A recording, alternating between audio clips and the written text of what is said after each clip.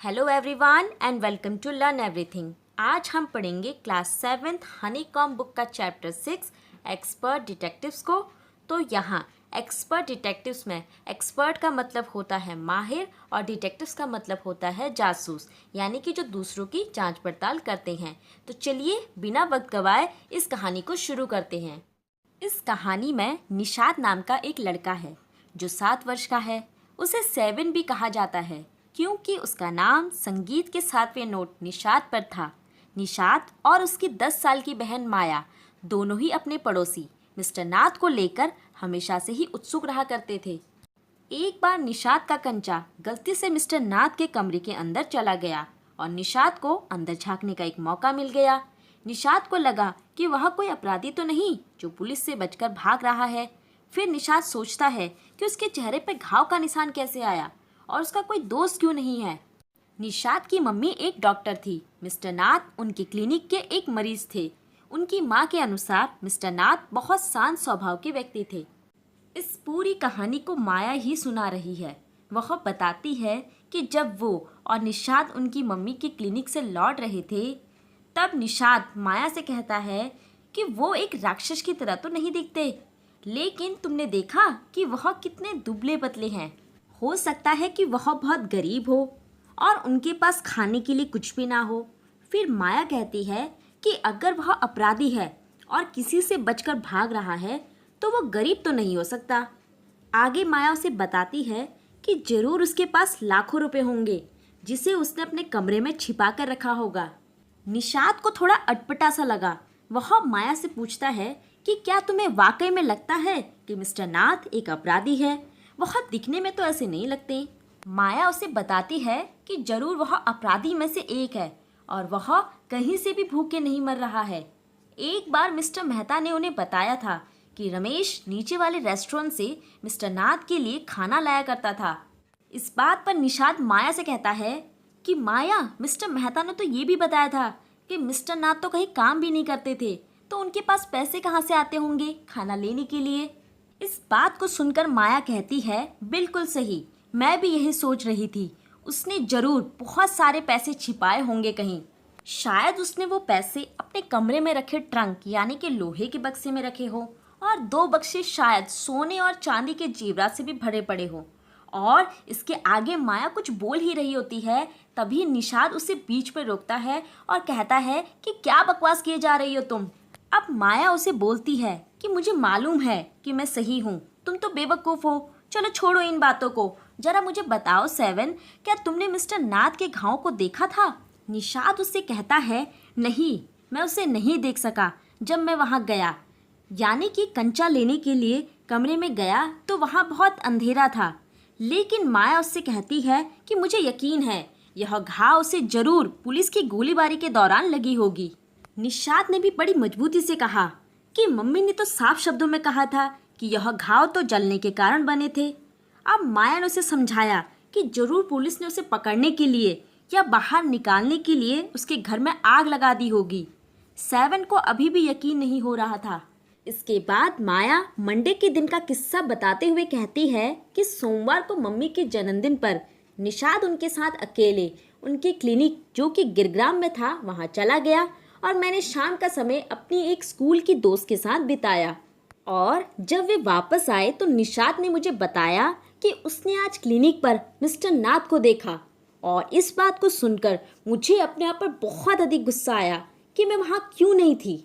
7 को अब काफ़ी चिंता होने लग गई थी मिस्टर नाथ की ये हालत देखकर, और अब उसे यकीन हो चला था कि जरूर उनकी ये हालत भूख के कारण हो रही है। और अब उसने मुझे बताया कि उस शाम उसने मिस्टर नाथ के दरवाजे पर जोर जोर से खटखटाया और कहा, जल्दी से दरवाज़ा खोलो मिस्टर नाथ। मिस्टर नाथ ने दरवाज़ा खोला और उससे कहा, क्या तुमने फिर से अपना कंचा खो दिया? अब माया ने कहा, जरूर उसने अब मेरे भाई को पहचान लिया होगा। फिर निशाद कहता है, नहीं, बल्कि उल्टा उन्होंने तो मेरे हाथ में चॉकलेट पकड़ा दी। आगे माया 7 से कहती है, क्या तुम्हें उसके बॉक्स के अंदर झांकने का कोई मौका मिला? निशाद बहुत निराश दिख रहा था। उसने कहा कि उन्होंने तो मुझे पूछा तक भी नहीं अंदर आने के लिए। फिर निशाद मुस्कुराने लगा और उसने माया से कहा, लेकिन मुझे कुछ चीज़ों के बारे में पता चला है। आगे वह कहता है कि मैं उसी नीचे वाले रेस्टोरेंट में गया जहाँ रमेश काम करता था और मेरी उससे कुछ बातचीत भी हुई थी। इस बात को सुनकर माया निषाद की पीठ थपथपाती है और उससे कहती है कि तुमने तो बहुत अच्छा काम किया है मिस्टर डिटेक्टिव, और मुझे पूरी उम्मीद है कि तुमने उससे सही सवाल पूछे होंगे। 7 थोड़ा खुश दिखा और उसने कहा कि रमेश ने उसे बताया कि वह रोज़ सुबह और शाम मिस्टर नाथ के कमरे में उनके लिए खाना लाया करता था और वह उनके लिए सुबह और दोपहर को उनके कमरे में चाय भी लाया करता था। रमेश ने उसे ये भी बताया कि उनकी कोई खास पसंद या दिलचस्पी नहीं थी खाने को लेकर। वे हमेशा एक ही तरह का खाना लेते थे, जैसे कि 2 चपाती, कुछ दालें और सब्जियां। मिस्टर नाथ खाने के पैसे चुकाने के साथ साथ उसे टिप्स यानी कि अलग से कुछ एक्स्ट्रा पैसे भी दिया करते थे। इसके बाद निषाद माया को बताता है कि रमेश ने उसे कुछ बहुत अजीब सी बातें भी बताई, जैसे कि लगभग हर रविवार के दिन 2 लंच वह मिस्टर नाथ के कमरे में लेकर जाया करता था और हर बार उसे वहाँ एक आदमी भी नजर आता था। वह आदमी लंबा था, हट्टा कट्टा था और वह चश्मा भी पहनता था। रमेश ने उसे आगे ये भी बताया कि वह आदमी काफ़ी ज़्यादा बातें किया करता था। उसके मुकाबले मिस्टर नाथ बहुत मुश्किल से ही बोलते थे। इसके बाद माया निषाद को शाबाशी देती है और उससे कहती है कि अब जाकर हमने अपनी जांच पड़ताल में कुछ सफलता हासिल की है और अब हमें बिल्कुल एक्सपर्ट डिटेक्टिव्स यानी कि विशेष जासूसों की तरह सभी फैक्ट्स को सुलझाना चाहिए ताकि हम जल्द से जल्द अपराधी को पकड़ सके। इसके बाद निषाद माया से कहता है कि तुम इतने यकीन से कैसे कल्पना कर सकती हो कि वह एक अपराधी है, वह तो बहुत ही साधारण से दिखते हैं। फिर माया निषाद को करारा जवाब देते हुए कहती है कि ये अपराधी लोग भी दिखने में बहुत साधारण और होशियार से होते हैं। क्या तुमने कल के न्यूज़पेपर में हैदराबादी घर तोड़ने वाले आदमी की तस्वीर नहीं देखी? वे भी तो सड़क पर किसी आम आदमी की तरह ही दिख रहे थे। निषाद को फिर यकीन नहीं हुआ और पूरे दिन दोनों भाई बहन में मिस्टर नाथ को लेकर बहस चलती रही। अगले ही दिन मॉनसून आ गया। आसमान में खूब काले बादल छा गए, बादल गड़गड़ाने लगे, तेज बिजली भी चमकने लगी और बहुत तेज की बारिश होने लगी, जिस कारण सड़कों में मानो बाढ़ सी आ गई और कई इलाकों की सड़कें पानी से भर गई। गर्मी की छुट्टियों के बाद स्कूल अगले ही दिन खुल गया था, लेकिन भारी बारिश और सड़कों में पानी भरने की वजह से कोई भी यातायात नहीं हो पा रहा था। इस कारण उस दिन अचानक से छुट्टी हो गई। अब माया ने सोचा क्यों ना इस समय को अच्छे से बिताया जाए। अब वह अपने बेडरूम की डेस्क पर जाकर बैठ गई और ठीक सामने डेस्क पर एक पेपर की शीट थी। अब आगे की कहानी हम इसके पार्ट 2 में पढ़ेंगे। अब माया उस पेपर की शीट पर बड़े बड़े अक्षरों में लिखना शुरू करती है। एक अपराधी को पकड़ना है जिसके लिए विशेष जासूस के रूप में निषाद और माया पंडित को पूरे वर्ल्ड ने चुना है। आधे घंटे के बाद वो 7 की तरफ मुड़ती है जो बेड पर पेट के बल लेटे हुए कॉमिक्स पढ़ रहा था। फिर माया उससे पूछती है कि जो मैंने लिखा है क्या तुम उसे सुनना चाहते हो? फिर वह माया की तरफ ऐसे देखता है जैसे कि वह उससे कुछ पूछना चाहता हो। फिर माया उससे कहती है कि मैंने मिस्टर नाथ के बारे में बहुत सी जानकारी इकट्ठी की है, जिसकी मैंने एक लिस्ट तैयार की है जिससे कि हम उन्हें आसानी से पकड़ पाएंगे। तो क्या तुम उसे सुनना चाहोगे? फिर निषाद सिर हिलाता हुआ अपनी हामी भरता है। फिर माया निषाद को एक एक करके सभी फैक्ट्स पढ़कर सुनाती है। फैक्ट नंबर 1 में वह बताती है कि उनका नाम मिस्टर नाथ है और हमें उनके पहले नाम को खोजना होगा। फिर निषाद माया से कहता है कि क्या तुम्हें वाकई में लगता है कि यह उनका असली नाम है? फिर माया उससे कहती है शायद नहीं, क्योंकि ज़्यादातर अपराधी अपना अलग से नाम रखते हैं, इसलिए मैंने उनके नाम के आगे एक बड़ा सा सवालिया निशान जोड़ दिया है। फैक्ट नंबर 2 में वह बताती है कि शंकर के घर रहने वाले किराएदारों को कहना था कि मिस्टर नाथ पागल हैं, अजीब हैं और अमित्र थे, यानी कि उनकी किसी से भी दोस्ती नहीं थी। फैक्ट नंबर 3 में वह बताती है कि वह किसी से भी बातचीत नहीं करते थे और बहुत बदतमीज किस्म के थे। इस बीच निषाद भी बोलता है पर वह तो हमसे भी बोलते हैं माया, और मम्मा ने भी तो कहा था कि वह तो एक अच्छे इंसान है। अब माया उससे कहती है कि उन्होंने केवल हमसे ही बात की क्योंकि उन्हें करना था और क्योंकि वह मम्मी की क्लिनिक पर अपना इलाज करा रहे थे, इसलिए उन्हें थोड़ा अच्छा तो बनना पड़ेगा। फैक्ट नंबर 4 में वह बताती है कि उसके पास कोई लेटर भी नहीं आता था। फिर 7 भी सर हिलाकर हामी भरता है। फैक्ट नंबर 5 में वह बताती है कि वह शंकर के घर में 10 नंबर वाले कमरे में रह रहा है और उसे वहां रहते हुए 1 साल भी हो गया। फिर आगे फैक्ट नंबर 6 में वह बताती है कि वह कोई काम भी नहीं करते थे और पूरे दिन अपने कमरे में बैठे रहते थे। फैक्ट नंबर 7 में वह बताती है कि शंकर के घर में छोटे बच्चों के अलावा कुछ बड़े लोग भी उनसे डरते थे। फैक्ट नंबर 8 में वह बताती है कि कोई भी बाहरी व्यक्ति उनसे मिलने नहीं आता था सिवाय उस मोटे हट्टे कट्टे आदमी के जो हर संडे को उनके यहाँ लंच करने आता था। और फैक्ट नंबर 9 में वह बताती है कि रमेश नीचे वाले रेस्टोरेंट से खाना और चाय उसके कमरे में लाया करता था और उसे कोई परवाह भी नहीं थी कि वह क्या खाता था, और वह खाने के बिल चुकाने के साथ साथ रमेश को टिप्स भी दिया करता था। इसके बाद माया निषाद से कहती है, तो यही थी मेरी लिस्ट, क्या मैं कुछ भूल तो नहीं रही हूँ 7? अब आगे माया अपनी कहानी में बताती है कि निषाद ने उसकी बनाई हुई लिस्ट पर बिल्कुल भी ध्यान नहीं दिया और बस वो यही रट लगाने में था कि वह कितना गरीब आदमी है माया, और वह कितना अकेला महसूस करता होगा अगर उसके कोई दोस्त नहीं है तो। फिर माया जोर से चिल्लाकर बोलती है, अरे बेवकूफ, एक अपराधी के दोस्त कैसे हो सकते हैं?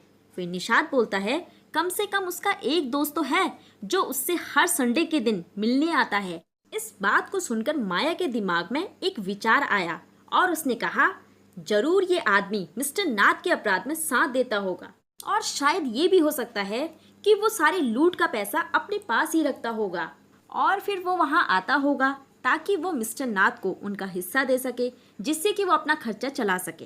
हाँ, यही बात बिल्कुल सही है और पक्का यही सच है। अब ये बात सुनकर निषाद गुस्से से बोलता है, अगर तुम उन्हें बार बार अपराधी कहकर बुलाती हो तो मुझे नहीं लगता कि मैं तुमसे इस बारे में कोई बहस कर सकूंगा। फिर निषाद आगे कहता है कि अगर वे इतने ही बुरे आदमी होते तो क्या वे रमेश को इतनी अच्छी टिप देते? फिर माया कहती है कि शायद रमेश उनकी पिछली जिंदगी के बारे में कुछ जानता होगा और इसलिए उसका मुंह बंद रखने के लिए मिस्टर नाथ उसे रिश्वत देते होंगे। निषाद अब माया की बातों से तंग आ चुका था और वह अपने दोनों हाथों को सीने के पास मोड़कर खड़ा हो जाता है। इसके बाद माया 7 से कहती है, अगर हम इसी तरह का रवैया रखेंगे तो हम अपनी जांच पड़ताल में सफलता कैसे पाएंगे? फिर 7 कहता है, मैं तुम्हारा साथ तभी दूंगा जब तुम अपनी ये सोच बदल दोगी कि वह एक भागे हुए अपराधी हैं। ये बात सुनकर माया उससे कहती है, तुम मुझे बहुत गुस्सा दिला रहे हो। माया ने लगभग उस पर हाथ उठा ही दिया होता। फिर निषाद बोलता है कि मैं तुम्हें गुस्सा दिला रहा हूँ, तुम बेवकूफ़ हो। फिर माया चिल्लाकर बोली कि तुम मुझे पागल बना रहे हो। क्या मतलब बनता है हमारी इस पड़ताल का जब वह कोई अपराधी ही नहीं? अगर तुम यही सोचते हो कि वह कुछ नहीं है तो हमें क्या पड़ी है कि हम उनके बारे में ऐसी बातें कर रहे हैं? बताओ तो जरा मुझे। अब निषाद थोड़ा सा सोचने लगता है और फिर वह कहता है कि मेरे लिए अच्छा यही होगा कि मैं ये पता करूं कि वह इतने पतले दुबले क्यों हैं और वह इतने अकेले क्यों हैं। मुझे ये भी जानना चाहिए कि उनका कोई दोस्त क्यों नहीं है और वह अकेले क्यों रहते हैं। माया अब निषाद से कहती है कि समझने की कोशिश करो 7, वह पिछले 1 साल से शंकर के घर पर रह रहा है और उसने एक भी दोस्त नहीं बनाया, यानी कि कुछ ना कुछ तो गड़बड़ है। उसे जरूर इस बात का भी डर था कि अगर किसी ने उसे पहचान लिया तो कहीं उसे पुलिस के हवाले ना कर दे। फिर निषाद ने माया का विरोध करते हुए कहा कि शायद किसी ने कोशिश ही नहीं की कभी उनसे दोस्ती करने की। फिर माया ने कहा कि किसी को क्या पड़ी है उनकी, तुमने देखा नहीं वह दिखने में कितने गंदे और बुरे से लगते हैं। फिर निषाद ने भी कड़े शब्दों में कहा कि मुझे किसी से फर्क नहीं पड़ता, मुझे वे अच्छे लगते हैं और मैं जा रहा हूँ और ज़रूर कोशिश करूँगा उनका दोस्त बनने की। फिर माया हंसते हुए कहती है, दोस्ती वह भी एक अपराधी से? तुम पागल तो नहीं हो गए हो 7? पुलिस तुम्हें भी उसके साथ जेल ले जाएगी। क्या तुम चाहते हो कि वाकई में तुम्हारे साथ ऐसा ही हो, बेवकूफ़? अब निषाद माया को गुस्से की नज़र से देखता है और चुपचाप कमरे से बाहर चला जाता है। फिर माया मन ही मन ये सोचती है कि लगता है मेरी कही गई सभी बातों और तथ्यों का निषाद पर जरा सा भी असर नहीं पड़ा। तो यहीं पे ये कहानी समाप्त होती है। अगर आपको वीडियो पसंद आया है तो लाइक कीजिए, दोस्तों के साथ शेयर कीजिए और चैनल को सब्सक्राइब कीजिए। धन्यवाद।